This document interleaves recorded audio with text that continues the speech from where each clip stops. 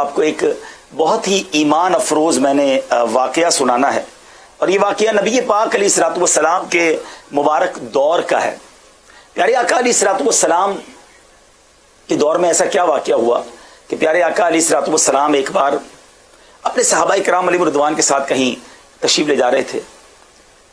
اب اس قافلے کا پڑاؤ ہوا، ایک جگہ بریک لیا گیا اور یہ اعلان کیا گیا کہ قافلے والے کچھ کھا پی لیں۔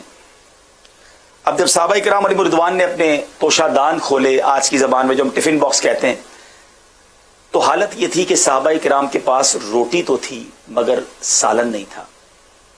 ذرا غور کیجیے یہ کون لوگ تھے؟ یہ نبی پاک علیہ الصلوۃ والسلام کے صحابہ ہیں، یہ پیارے آقا کے ساتھی ہیں، مگر حال یہ تھا کہ سالن نہیں تھا، صرف روٹی تھی۔ ہم میں سے بہت سے ایسے لوگ ہیں جن کے گھروں میں کئی کئی دن کا راشن ہوتا ہے، مگر پھر بھی زبان پر شکوہ ہوتا ہے، کبھی تھوڑی سی تنگی ہو جائے تو شکایت ہوتی ہے۔ آج کل ڈیفیکلٹ ڈیز ہیں، ان حالات میں شکر اور صبر کی بجائے شکوے اور شکایات ہیں۔ یاد رہے صحابہ کرام تو نبی پاک کے ساتھی ہیں، اور اس آقا علیہ الصلوۃ والسلام کے ساتھی ہیں جن کو اللہ تبارک و تعالیٰ نے اپنے خزانوں کا مالک بنایا ہے۔ نبی پاک خود فرماتے کہ میں چاہوں تو یہ پہاڑ سونے اور چاندی کے بن کر میرے ساتھ چلیں، مگر پھر بھی صحابہ کرام علیہ رضوان کا صبر دیکھیں۔ اب کیا ہوا؟ صبر کرنے والوں کو انعامات بھی تو ملتے ہیں نا۔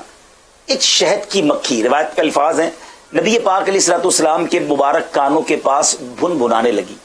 آپ نے دیکھا ہوگا ناظرین، نارمل مکھی کانوں کے قریب سے گزر جائے تو کوئی اتنی زیادہ آواز نہیں ہوتی، لیکن اگر شہد کی مکھی آئے تو اس کی ایک الگ سے آواز ہوتی ہے، ایک الگ ہی اس کی ساؤنڈ ہوتی ہے۔ صحابی رسول نے نبی پاک سے بڑا کمال کا کوشچن کیا کہ حضور یہ مکھی آپ سے کیا کہہ رہی ہے؟ اٹ مینس صحابہ کا بھی عقیدہ تھا کہ نبی پاک سب جانوروں کی، چرند پرند سب کی بولیاں جانتے ہیں۔ پیارے آقا علیہ الصلوۃ والسلام نے جو ارشاد فرمایا اس کا مضمون ہے کہ یہ مکھی مجھ سے عرض کر رہی ہے کہ حضور ہم شہد کی مکھیوں میں یہ بے چینی پائی جا رہی ہے کہ آپ کے صحابہ کے پاس روٹی ہے مگر سالن نہیں ہے۔ حضور ہم نے قریب ہی ایک شہد کا چھتا بنایا ہوا ہے، ہم مکھیاں تو اسے اٹھا کر نہیں لا سکتی، آپ کسی صحابی کو ہمارے ساتھ بھیج دیں تاکہ وہ شہد کا چھتا آ جائے اور اس سے شہد نکال کر آپ کے صحابہ روٹی کے ساتھ شہد کو کھا لیں۔ نبی پاک نے مولا علی کرم اللہ تعالی وجہ الکریم سے فرمایا کہ اے علی جاؤ۔ مولا علی جاتے ہیں، وہ شہد کا چھتا لاتے ہیں۔ اب صحابہ کرام جو تھوڑی دیر پہلے فقط روٹی تھی، ان کے پاس سالن نہیں تھا، اب صاف لذیذ میٹھا صحت والا برکت والا شہد کھانے لگ گئے۔ وہی مکھی یا کوئی اور مکھی بنبنانے لگی۔ صحابی رسول نے عرض کیا حضور اب کیا کہہ رہی ہے؟ نبی پاک نے ارشاد فرمایا جس کا مضمون ہے کہ میں نے اس سے ایک سوال کیا ہے کہ یہ تو بتاؤ شہد بناتی کیسے ہو؟ اس مکھی نے کہا حضور ہم جنگلوں اور بیابانوں میں جاتی ہیں اور پھولوں کا رس چوس کر اس سے شہد بناتی ہیں۔ سرور کائنات علیہ الصلوۃ والسلام نے بڑا کمال کا کوشچن کیا کہ یہ تو بتاؤ شہد کا رنگ، پھولوں کا رس تو کڑوا پھیکا کسیلا بھی ہوتا ہے۔ ناظرین آپ کو بھی پریکٹس ہوئی ہوگی، کبھی آپ نے گلاب کی پتی کو کھایا ہوگا، وہ تو بندہ کھا سکتا ہے، مگر موتیا، چمبیلی یہ پھول نہیں کھائے جاتے، یہ اگر منہ میں چلے بھی جائیں تو منہ کڑوا ہو جاتا ہے۔ لیکن شہد تو ایسا میٹھا کہ نام لو تو منہ میٹھا ہو جاتا ہے، مبالغہ کریں تو نبی پاک نے یہی کوشچن کیا کہ پھولوں کا رس تو کڑوا پھیکا بھی ہوتا ہے، یہ ایسا میٹھا کیسے ہو جاتا ہے؟ سبحان اللہ، اس مکھی نے جو جواب دیا ناظرین وہ بڑا ایمان افروز ہے۔ وہ مکھی کہتی ہے حضور ہم جب مکھیاں پھولوں کا رس چوسنے جاتی ہیں تو اس میں ہمارا ایک سردار بھی ہوتا ہے، اور آج بھی سائنس ہی کہتی ہے کہ یہ جو شہد کی جو پورا فلسفی ہے، پورا سلسلہ ہے، اس میں کوئین بھی ہوتی ہے، ملکہ مکھی ہوتی ہے۔ وہ مکھی نے تقریباً 1450 سال پہلے بتا دیا تھا کہ حضور ہمارے ایک پورے قافلے میں ایک سردار ہوتا ہے۔ جب ہم پھولوں کا رس چوس کر واپس آتی ہیں تو وہ جو لیڈر ہوتا ہے، جو امیر ہوتا ہے، وہ حضور آپ پر درود پڑھنا شروع کر دیتا ہے، اور ہم ساری مکھیاں اس کی دیکھا دیکھی آپ علیہ الصلوۃ والسلام پر درود پڑھتی ہیں۔ حضور یہ کوئی اور کمال نہیں ہے، یہ آپ پر درود پاک پڑھنے کی برکت ہے کہ کڑوا پھیکا کسیلا رس جو ہے پھولوں کا یہ شہد جیسا میٹھا ہو جاتا ہے۔ سبحان اللہ سبحان اللہ۔ پھر شہد میں کیوں نہ شفا ہو؟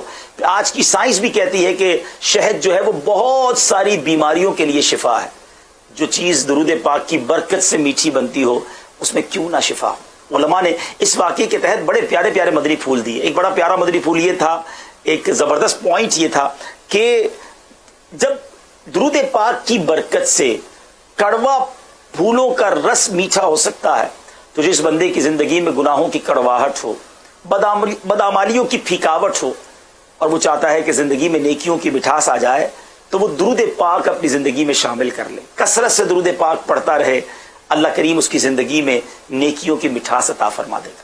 ایک اور مدنی پھول, ایک اور پوائنٹ آپ کو بتاتا ہوں. آپ اگر چاہتے ہیں نا کہ زبان کی کڑواہٹ دور ہو جائے, طبیعت کی کڑواہٹ دور ہو جائے, کچھ لوگ بڑی کڑوی باتیں کرتے ہیں, بعد میں احساس بھی ہوتا ہے کہ یار میں جب بولتا ہوں تو لوگوں کو تکلیف ہو جاتی ہے, میں دل توڑ دیتا ہوں, میں طنز کرتا ہوں. اگر یہ فیلنگز ہے نا کہ میں غصے والا ہوں, میں بات کرتا ہوں لوگوں کو برا لگ جاتا ہے, آپ زبان سے درود پاک پڑھنا شروع کریں.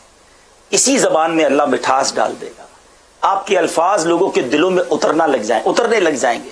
بلیو کریں, اگر آپ چاہتے ہیں آپ کی گفتگو شیریں ہو جائے, آپ کی گفتگو لوگوں کے دلوں میں اترنے والی بن جائے, اس زبان کو غلط باتوں سے بچا کر اللہ اور اس کے رسول کے ذکر میں تر کرنا شروع کر دیں, اللہ کریم آپ کی زبان میں مٹھاس ڈال دے.